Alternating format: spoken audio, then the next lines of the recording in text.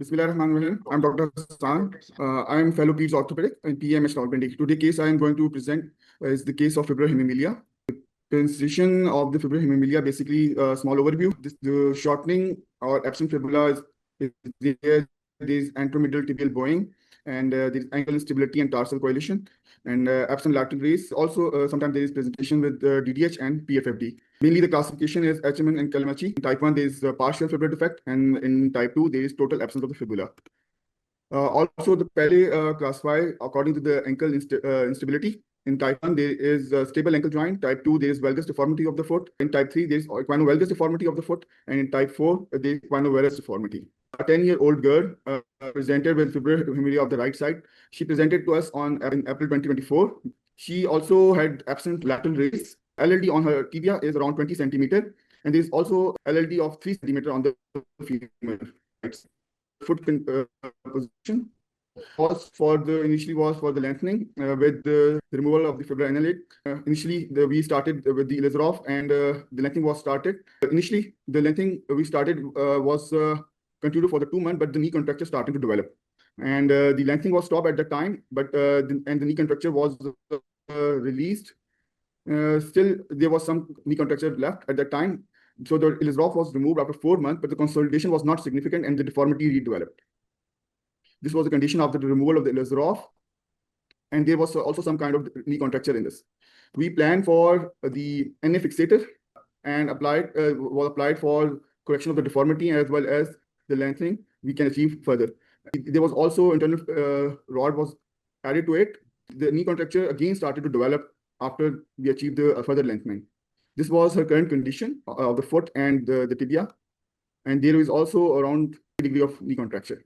This is our case at present. We have already applied the NA fixator and internal fixation with the titanium rod. Our basic aim for this transition is to further decide what we have to go. Our plan for this condition was to go for the amputation or deal with the knee contracture and do the further lengthening. Okay, I think we should add 2 more options for the house. That is whether we have to fix the foot in the extreme equinus deformity to gain some length, as the attendants are so far not willing for amputation. And what is the role of opposite side knee epiphysiodesis in this case at this age? So this is a case of 10-year-old girl with fibular hemimelia, ray absence. There is a ankle contracture and little knee contracture as well. What should be the strategy in a condition when there is a equinus contracture, knee contracture, and good stable tibia? Number 1 is how to prevent the contractures to develop while lengthening is being done. Number 2, contractures at the knee joint and ankle joint. Third is how much lengthening at one time is to be created, when the first fixator needs to be removed. And in today's world, amputation is not the option. इस तरह के cases में हमें सबसे पहला काम तो ये करना चाहिए फिबुलर हेमिमेलिया में कि we have to see what is the status of the foot and ankle. अगर फुट जो है वो एक्वाइनस और वेल्गस में है तो फुट की करेक्शन जो है वो पहले करनी है, ठीक है, क्योंकि 10 साल की उम्र है. अगर most of the time in बच्चों में एक्वाइनोवेल्गस होता है, तो एक्वाइनोवेल्गस को हम इस एज में सब टेलर ऑस्टियोटमी से या इवन विद एंकल आर्थोडेसिस भी आप करेक्ट कर सकते हैं.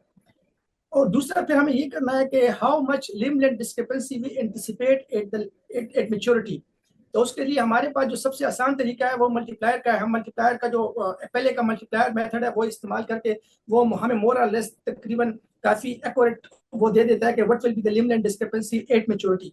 तो फिर हमें ये देखना है कि हम कितनी लेंथनिंग कर सकते हैं इस बच्चों में.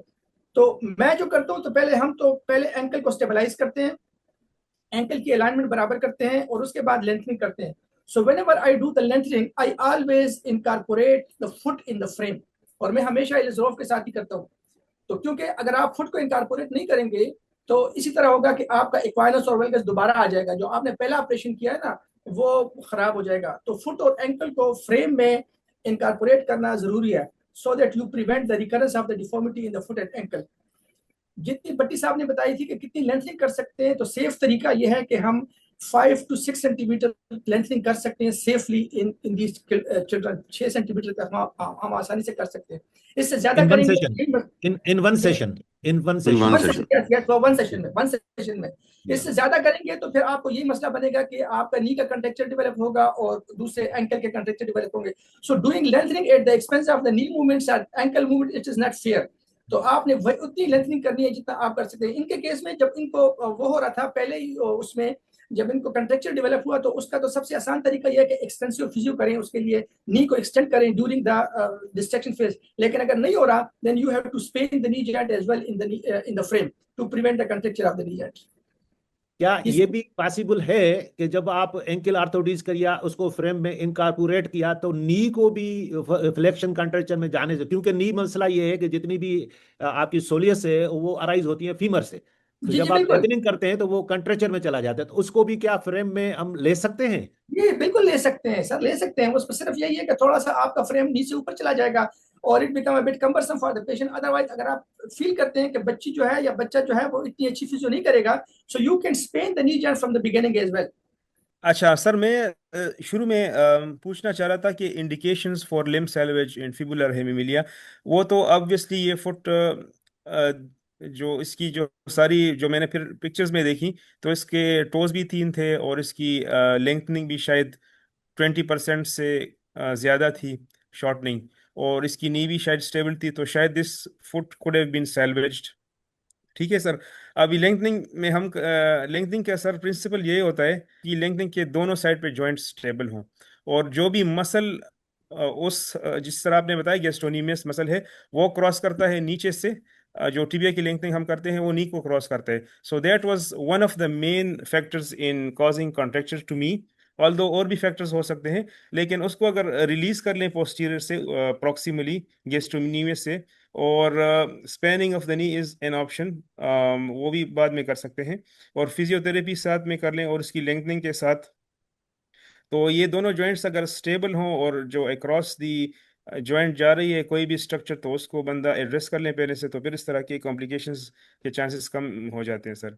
तो ऑब्वियसली जिस तरह सर ने कहा था कि एंकल सेंट्रलाइजेशन और उसकी रिडक्शन और उस पर वो हम इंट्रामेडुलरी एंकल को जो ये वायर इन्होंने डाली है इंट्रामेडुलरी, तो वो हम नीचे से डाल लेते हैं, तो so that the ankle does not deform during our lengthening process. और साथ में फिर अपोजिट हेमी एपिफिजियोसिस का ऑप्शन भी डिस्कस कर लें और उसमें उसको साथ भी एड्रेस कर लें, तो शायद थोड़ी बहुत अगर 3-4 सेंटीमीटर्स तक शॉर्टनिंग हो तो फिर तो हम शूरेज से भी उसको एड्रेस कर सकते हैं.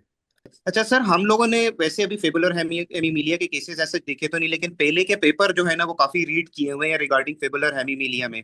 तो according to Paley reconstruction for fibular hemimelia, वो सबसे पहले ये बात करता है कि जो फर्स्ट प्रिंसिपल है वो आपने फुट को जो है वो स्टेबलाइज करना है, फुट और एंकल को, either with super ankle surgery और either with any arthrodesis. Second number पे फिर लिम्ब लेंथनिंग की जाती है. लिम्ब लेंथनिंग के जो उसके प्रिंसिपल्स हैं वो है 5 सेंटीमीटर ऑफ लेंथनिंग जो है ना वो गेन करता है at 18 to 24 months of as.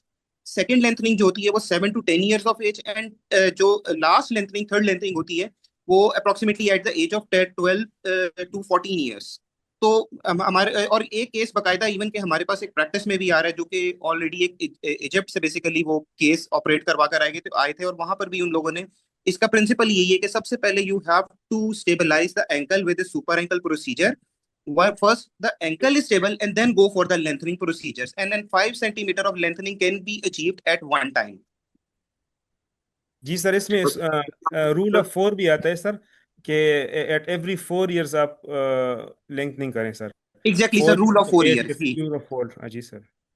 और ये है ना, देखें ये एक्चुअली इजी टू से, यही मैं पेरेंट्स को जितने भी मेरे पास पेरेंट्स आते हैं, ये एक जो बात हुई था ना फुट की, तो अगर 3 टोज हैं तो ये फंक्शनल फुट है ना, फंक्शनल Yes, फुट sir. आप फ्लिप कर सकते हैं. Yes, sir. अगर 3 से टोज कम है तो उसको ऑटोमेटिकली आप एम्पुटेशन कर दे, वो फंक्शनल स्टेबल फुट नहीं है. लेकिन एक लेंथनिंग प्रोसीजर का जो हमारा एक्सपीरियंस है ना, तो हमें कम से कम 4-5 महीने लग जाते हैं, और इस दौरान में को एक्सटेंसिव फिजियो वगैरह से गुजरना पड़ता है. कॉम्प्लिकेशन भी डेवलप होती है, पिन ट्रैक इन्फेक्शन भी. जो सेंटर्स बेसिकली ये रूटीनली करते हैं तो वो डिस्ट्रैक्शन के फेज में मरीज को एडमिट रखते हैं इन द हॉस्पिटल, तो वो डिस्ट्रैक्शन भी करते हैं, नर्सेज उसकी डिस्ट्रैक्शन भी खुद करती हैं, और उनका फिजियो फिर होता है बहुत एक दस्यों. तो अगर मतलब 2-3 लेंथनिंग प्रोसीजर से बच्चे ने गुजरना है तो वो फिर अपने पेरेंट्स को उसको बताना होता है कि यार ये एक प्रोसीजर आप जब कर लेंगे तो आपको पता चलेगा कि इसी तरह सेकंड भी होगा, थर्ड भी होगा, या अपोजिट साइड पे आप 2 इंच की एपिफिजियोलॉजिस भी कर सकते हैं एप्रोप्रिएट साइड। तो बेसिकली लेंथनिंग प्रोसीजर जो है वो इट्स अ डिफिकल्ट प्रोसीजर, इतना आसान नहीं है। मतलब ये है कि हम तो करके छोड़ देते हैं मरीज को स्टार्टिंग में करके, लेकिन सारा बर्डन जो है वो फिर पेरेंट्स ने बर्दाश्त करना होता है। सर ठीक है, in today's modern world it's important कि हम लिम्ब को सैल्वेज करें, और लेकिन I guess it's very important कि हमारे लोकल सर्कमस्टांसिस क्या हैं। और सेकंड मोस्ट इम्पॉर्टेंट इज के हमने चाइल्ड जो है ना वो ग्रो कर रहा है, उसकी स्कूलिंग भी होनी है, उसने प्लेइंग भी करनी है, और इसके अलावा उसकी साइकोलॉजी कितनी इफेक्ट हो रही है। ठीक है, अब जो मल्टीपल लिम्ब लेंथनिंग का जो कॉन्सेप्ट है, इवन रोड पहले का आप उठा ले, वो एटलीस्ट 2 to 3 लेंथनिंग्स करता है। हमारे सेटअप में अगर आप 2 to 3 लेंथनिंग करते हैं, इसका मतलब है कम से कम एक लेंथनिंग 1 साल बच्चा स्कूल नहीं जाएगा। ठीक है, और अगर स्कूल जाएगा भी तो it would be very difficult for him. तो मेरे ख्याल में जो है ना, हमने पेशेंट की साइकोलॉजी और इन चीज़ों को बड़ा एड्रेस करना है, और बहुत ही मुख्तलिफ बुक्स में बहुत क्लियर कर दिया हुआ है कि एम्पुटेशन की क्या इंडिकेशंस है और लेंथनिंग की है। लेकिन इट्स इम्पॉर्टेंट कि जो परसेंटेज ऑफ शॉर्टनिंग है, that is important. Percentage of shortening at birth जितनी रहेगी उतनी एडोलेसेंट एज पे भी रहेगी। फॉर एग्जाम्पल, अगर एक percentage of shortening is 10%, which is very minimal, उसको आप शूरियस से भी मैनेज कर सकते हैं, एपिफिजोडिसिस से भी कर सकते हैं। बिटवीन 10 and 30 जो है ना, इट डिपेंड्स अपॉन कि पेशेंट की फैमिली कैसी है, वो लेंथनिंग के लिए जा सकती है कि नहीं, फुट को स्टेबलाइजेशन प्रोसीजर के पास जा सकते हैं कि नहीं। But if we need lengthening more than 30%, I think it's very difficult to achieve that. And the most appropriate is कि आप उसको amputate करें, ठीक है, और उसको बच्चे को जो है ना वो ideally before 18 months of age, अगर 18 months से पहले आप करते हैं तो चाइल्ड की psychology, there are multiple studies के, चाइल्ड की साइकोलॉजी कम इफेक्ट होती है, साइकोलॉजिकली डिस्टर्बेंस कम होती है, इंस्टेड ऑफ कि आप मल्टीपल लिम्ब लेंथनिंग ट्राई करें and then by reaching 7-8 years आप उसको एम्पुटेशन ऑफर करें। ठीक है, सो इट्स वेरी इंपॉर्टेंट कि बच्चा टाइम पे स्कूल पे जाए। ठीक है, बच्चा टाइम भी जो है ना वो बच्चों के साथ खेले और अपने दोस्त बनाए। तो इट्स इंपॉर्टेंट कि हमें इन चीजों को भी कंसिडर करें। जी जी I totally agree with Dr. Saeed Jadoon that the psychology of the patient और उसके पेशेंट के पेरेंट्स की साइकोलॉजी, ये दोनों बड़ी इंपॉर्टेंट होती हैं। और जो जितना बच्चा छोटा होगा उस वक्त सिर्फ हमें पेरेंट्स की साइकोलॉजी से डील करना पड़ता है, बच्चे की साइकोलॉजी से नहीं। This patient unfortunately presented very late at 10 years of age, and at that time the psychology of the patient was more important. And वो ये बच्ची बड़ी इंटेलिजेंट माशाल्लाह बच्ची है, और हमेशा पूछती है कि जी मेरा प्लान ऑफ एक्शन क्या क्या आगे होगा। हमें ये मिली जब एलिजरॉफ लगा हुआ था। नी इसका इनिशली तो इतना ख़राब नहीं था, बाज़ दफ़ा प्रॉब्लम्स होती हैं इसमें, फिबुलर हेमीमिलिया में नी की भी इंस्टेबिलिटी होती है, लेकिन इसका नी पहले क्वाइट रीजनेबली अच्छा फंक्शन का था। दिस इज़ आइट्रोजेनिक, जिसमें इसमें ये हुआ क्योंकि गैस्ट्रोक्नीमिस इसका शुरू से रिलीज नहीं किया गया। हमें वो पिन ट्रैक इन्फेक्शन की वजह से और नी कंट्रक्चर की वजह से पहला एलिजरॉफ रिमूव करना पड़ा, लेकिन उसके बाद इसकी प्लास्टिक डिफॉर्मेशन हो गई के बजाय, और वो हमें पर फोर्स इसकी सेकंड जो है करेक्शन करनी पड़ी डिफॉर्मिटी की, जिसमें फिर हमने एक इंटरमिडली रॉड भी ऐड कर दिया, और हमने बहुत थोड़ी सी उसके बाद इसकी डिस्ट्रक्शन की, कुछ ज़्यादा नहीं की एन फिक्सेटर के साथ। तो नाउ वी आर वेटिंग के जी अब इसके नेक्स्ट क्या करें कि इसको एन फिक्सेटर निकाल के नी को पहले एड्रेस करें, इसकी नी की जो फ्लेक्शन कंट्रक्चर हो गया है उसको मोबिलाइज करें, और नी का फंक्शन अच्छा है, उसके बाद हम अब रिवर्स ऑर्डर में चलेंगे, फिर एंकल की स्टेबिलिटी लें और एंकल की जो डिफॉर्मिटी है उसको करें। It is a fixed equinovalgus deformity है बच्ची की, जो कि वो करेक्ट करके और लेटर ऑन फिर प्रॉब्ली एक बाद की कोई 3 से 4 साल के बाद इसकी लिम लेंथिंग अचीव करना शुरू करें। और मीनवाइल इसको फिर अगर नीचे का हम स्ट्रेट कर लेते हैं, फंक्शन अच्छा आ जाता है, आर्थोसिस पे इसकी हम मोबिलाइज रखें बच्ची को, लिम लेंथ करेक्शन करें, और ताकि इसकी सेकेंडरी जो स्पाइनल डिफॉर्मिटी है वो तो डेवलप ना हो ना। फॉर द टाइमिंग तो हमने इसकी मोबिलाइज करना है, बच्ची को मोबिलिटी अचीव करनी है through shortest route and avoid spinal deformity जब ये चले, ताकि ये, वरना तो थोड़ा सा बेचारी ऐसे भी शायद चल ही ले करके, अगर हमने सॉलिड इसकी जो भी अभी कैलस है उसको अचीव कर लें। I want to add, मैंने देखा शुरू से सारा case, it's interesting case and it's rare and very difficult case. एक तो प्रिंसिपल ये है कि सबसे पहले हमें एंकल और फुट की deformity we have to address, and in these days what is called a super ankle procedure. So we have to correct it, and then we have to determine, rather we have to go in the beginning, either we should go for amputation or we have to salvage the limb by multiple leg lengthening procedures. अब certainly हमारे वैसे तो standard है या पहले या जहाँ भी होता है, if it's the difference going to be more than 12 or 13 centimeter, we should consider this articulation, but it is not an option because it is not acceptable in our society. So in this particular case, एक तो शुरू से जब भी आप कोई lengthening करें, it's always a problem, and the instability of the joint, and number two, contracture. So it's very important education of the family, even to start से उन्हें पूरा educate करें. Physiotherapy and vigorous physiotherapy is very important. ये तो iatrogenic है जो इतनी नी flexion कंट्रैक्चर हुआ बिकॉज ऑफ दिस लेंथ. दूसरा एक ऑप्शन सिकंदर साहब कह रहे थे कि नी को भी इंक्लूड करना चाहिए. मेरा जाती ख्याल है अगर बहुत ही मजबूरी हो करना चाहिए, अदरवाइज नॉट, क्योंकि बहुत देर फिक्सेटर रहता है, बाद में नी भी आपकी स्टिफ हो जाएगी उसी पोजीशन में. सो दूसरी ये है कि वी शुडंट हैव, एक लेंथनिंग पहले डिस्कस हुई है कि we at one session we can do 5 or 6 centimeter. So in this particular case, not more than 3 sessions at interval for lengthening. It means we are going to achieve 15 or 16 or 18 centimeter. And if there is a cross difference, the other option is contralateral epiphysiodesis. Physiotherapy, super ankle surgery, lengthening sessions, not more than 5 centimeter per session, maximum 3 sessions, and epiphysiodesis on the contralateral side. And more important is physiotherapy. कोई भी leg lengthening मैं सबसे ज्यादा put off होता था, अब मैं नहीं करता, वैसे करता रहा हूँ कि स्टेज पे, कि कंप्लायंस बच्ची नहीं कराती, माँ नहीं करती, कंट्रैक्शन डेवलप होते हैं, जैसे वो एंकल इस तरह हो गया, knee. So it's very important education of the family, good physiotherapy, and a dedication from the family, from the child, and from the surgeon. So this is my opinion about this particular case. So question here is now she is 11 year and 1 year off the school, and contracture knee joint more than 70 degree, ankle contractures, and as per counseling she don't want an amputation. So options has been multiply discussed. I think in this scenario, amputation again is a valid option, and parents should be counseling about that. And again, if you want lengthening, any fixator, I think it's not a good option here. And we should move back to Elizero with correction of knee contracture. And also, as Dr.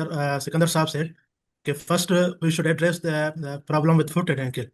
अच्छा, interesting case है sir. Discussion तो काफी हो गई इसमें मेरा option यही है कि सबसे पहले वही इसमें फिब्रिल एमिलिया में के एंकल को हम स्टेबलाइज करें, जिस तरह सिकंदर साहब ने आप लोगों ने बात की, एंकल स्टेबलाइज हो, उसके बाद फिर हम इसके लेंथनिंग अचीव करें. लेंथनिंग अचीव करने के लिए लिजरोफ गुड ऑप्शन है कि लिजरोफ में हम लेंथनिंग मल्टीपल स्टेज पे लेंथनिंग करें इसकी. तो अभी से इसमें है कि सर इसको इस पोजीशन में है कि एंकल को हम स्टेबलाइज करें और एनए फिक्सेटर रिमूव करें, लिजरोफ में लेंसिंग करें, अगर ये पॉसिबिलिटी है. सर मेरा एक क्वेश्चन था जस्ट के इसमें जो उस लिम्ब की लेंथनिंग और कॉन्ट्रालैटरल शॉर्टनिंग के हवाले से कि उसका कोई is there a specific sequence of that if we have planned for ipsilateral 2 to 3 lengthening procedures and 1 or 2 contralateral shortening procedures, तो हमें जो epiphysiodesis है contralateral साइड की, उसका कोई सीक्वेंस है या हमने पहले उसमें लेंथनिंग अचीव कर लेनी है जितनी भी होती है 2-3 सेशन में, and then we will come back to contralateral side? I guess मेरे ख्याल में इस पेशेंट का फिक्सेटर हटा दे और इसके नी के कंट्रैक्चर को एड्रेस करे. If the child need even posterior release, तो पोस्टीरियर जो स्ट्रक्चर्स है उनको रिलीज करे और MUA करके इसको कास्ट दे दे to preserve the knee joint. And in the last फिर ऑप्शन ये है कि अगर इन केस ये पेशेंट एम्पुटेशन के लिए भी राजी नहीं हो रहा and lengthening is difficult which is causing contracture at the knee, तो इसका नी स्ट्रेट करके इसको एक्सटेंशन ऑर्थोप्रोस्थेसिस ऑफर कर दे. दैट इज द, क्योंकि देखिए sir 11 to 16, 17 years of age, that is very very critical जो चाइल्ड की डेवलपमेंट में है. अगर बच्चे की डेवलपमेंट इस एज में अफेक्ट हो गई by not going into school, by not developing friendship, that has got a very long lasting effect on the personality of the child in long term. और ये बात हमें बहुत it's very important कि child को आप जितनी जल्दी उसकी स्कूलिंग पे भेजेंगे, जितना जल्दी आप उसको जो है ना सोसाइटी में जो है ना पार्टिसिपेट करने के लिए वो करेंगे, उतना इसको फायदा होगा. जी सिकंदर साहब कुछ कहना चाहते थे आप? हाँ, असल में यही था कि इसका नी को प्रिजर्व करना है. नी तो ठीक था ना, उसको नी को तो हम अब सेक्रीफाइस नहीं कर सकते. So we have to correct the knee contracture first अभी. तो अगर वो MUA से करेक्ट हो सकता है ठीक है, अगर नहीं हो सकता 70-80 डिग्री का कंट्रैक्चर है then I would apply the external fixator Ilizarov and gradually correct the knee joint contracture with this and then put him in arthrosis. Nasir साहब का क्वेश्चन था कि शुरू में हेमी एपिफिजियोलिसिस अपोजिट साइड, तो इसके लिए हमें इम्पोर्टेंट है कि शुरू में जितनी शॉर्टनिंग है और अपोजिट जो फीमर की लेंथनिंग है एवरेज 9 मिलीमीटर्स पर ईयर और टिबिया की लेंथनिंग 6 मिलीमीटर्स पर ईयर है प्रॉक्सिमल टिबिया की और डिस्टल फीमर की, तो इन सारों को कंसिडर करके शुरू से ही एक प्लान बनाएं if you want to go for limb salvage. तो शुरू में ही वो कैलकुलेट करें कि इतनी हम लेंथनिंग ऑपोजिट हेमी एपिफिजियोलिसिस से अचीव करेंगे और जो लेंथनिंग है शुरू में ये इसकी 8 सेंटीमीटर एक सेशन में लेंथनिंग हुई थी फर्स्ट सेशन में, इसकी वजह से बहुत सारे प्रॉब्लम्स थे। अगर ये 5 सेंटीमीटर या 6 सेंटीमीटर था तो शायद इतने प्रॉब्लम्स ना होते। तो शुरू में इनको अगर एड्रेस कर ले, अभी इस स्टेज पे अभी कितनी शॉर्टनिंग है कितनी है, तकरीबन मेरे ख्याल में 15 सेंटीमीटर इन्होंने लेंथनिंग की है और 15 सेंटीमीटर रहती है, तो उसके हिसाब से हवाले से देख लें। She is 11 years, so she has an average of 4 years और 3 ईयर्स की ग्रोथ रिमेनिंग है, तो उस हिसाब से आप फिर इसको एड्रेस कर लें। Thank you sir. सर मैं एक बात ऐड कर सकता हूँ? जी बिल्कुल करें अब्बास अली। सर बेसिकली जब भी हम ये प्रॉब्लम ट्रीट करते हैं तो हम दो चीजें भूल जाते हैं, हम सिर्फ लेंथनिंग पे जाते हैं ना सर, एंकल की स्टेबिलिटी और नी पे वल्गस इफेक्ट। नी पे वल्गस इफेक्ट हमेशा हमसे भूल जाता है, क्योंकि जितनी बातें हो जाती है कि एंकल को पहले स्टेबलाइज करे वो तो ठीक है, लेकिन नी को हम अगर असेस ना करें तो द एंड ऑफ प्रॉब्लम इसी तरह आएगा। तो नी पे हमेशा इसका वल्गस इफेक्ट आता है। इनिशियल से हमें इस वल्गस की असेसमेंट करनी चाहिए होती है सर। जब एक दफा हमें पता चले कि नी पे वल्गस इफेक्ट है या नहीं, first of all we have to treat the ankle stability, then the valgus effect of the knee joint, and then go for lengthening. So before and the procedure and after the procedure, we have to assess the knee as well. बहुत अच्छा case लाए और इसमें जो है ना सब की अपनी अपनी एक्सपीरियंसेस हैं और मेरा ख्याल है कि जावेद साहब का जो सीक्वेंस ऑफ करेक्शंस है वो उसको फॉलो करना जरूरी है। पहले एंकल को हम एड्रेस करें, स्टेबलाइज करें, उसके बाद जो है ना हम लेंथनिंग की तरफ आए, उसके बाद जो है ना वो कंट्रैक्चर्स जो है ना डेफिनेटली नी पे आना होते हैं और इसको जो है पहले से ही हम जो है ना वो एड्रेस करते चले जाएं तो ज्यादा मुनासिब बात है। अब मैं समझता हूं कि इस केस में हम फिक्सेटर रिमूव करके उसको दोबारा से उस सीक्वेंस को फॉलो करें और एक एडिशनल हमारे पास नी जॉइंट है जिसकी करेक्शन जो है ना वो करनी है। अब उसको जो है ना वो अगर क्लोजली होता है तो ठीक, नहीं होता तो उसको ऑपरेट करके उसको करेक्ट करके एक ब्रेस दे दें और फिर इसको आगे चलाते चले जाएं। अच्छा, मेरा एक क्वेश्चन है कि ग्रोइंग एज में कोई ऐसी डेवलपमेंट है जिसमें एंकल जो है वो हम स्टेबलाइज भी करें और उसकी ग्रोथ कैपेबिलिटीज भी रह जाएं, वो कि कम होती हैं कोई 10-15% के करीब, क्या ऐसा कुछ कभी किसी स्टेज पे या कभी कोई काम हो रहा है इसके ऊपर? तो ये बात जो है ना वो फिर जावेद साहब या अंसारी साहब आप प्लीज इस पे बात कीजिएगा प्लीज। Thank you. इस पे कोई एंकल पे उस तरह तो नहीं, बस सिर्फ ये है कि आपने उसकी सारे सॉफ्ट टिश्यू और करेक्टिव ऑस्टियोटॉमी किस लेवल पे करनी है।